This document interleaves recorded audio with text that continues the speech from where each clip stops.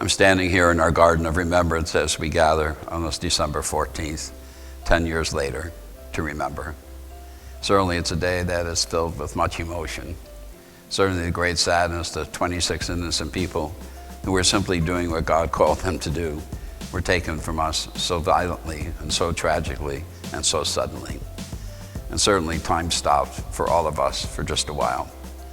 But we were embraced by the entire world, reminding us that in everything that happens in life, we are never alone, that our God walks with us, and that people of faith gather with us in prayer, in hope, and remembrance.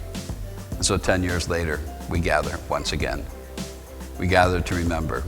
We gather to celebrate lives that were well lived and have left a legacy that will never allow them to be forgotten.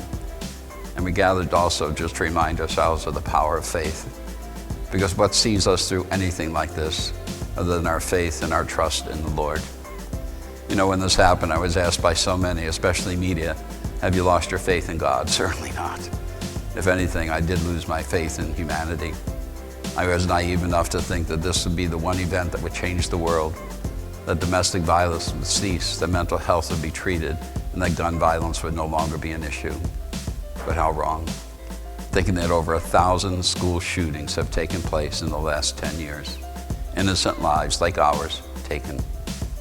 Certainly we know the major increase in mental health issues and the lack of care provided for them. And we see an increase of domestic violence as people deal with the stresses of everyday life.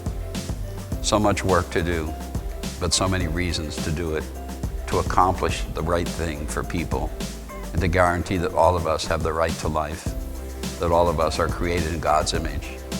And so today, as we remember, as we gather, as we celebrate these lives, and as we believe, we open our hearts more fully to the love that God holds for each one of us. We know that these 26 are in the hands of God. No torment, no pain, no suffering shall ever touch them again. They live in perfect peace. And we pray that that peace may be ours. May God bless each one of us on this day of remembrance and keep us ever in the palm of His hand.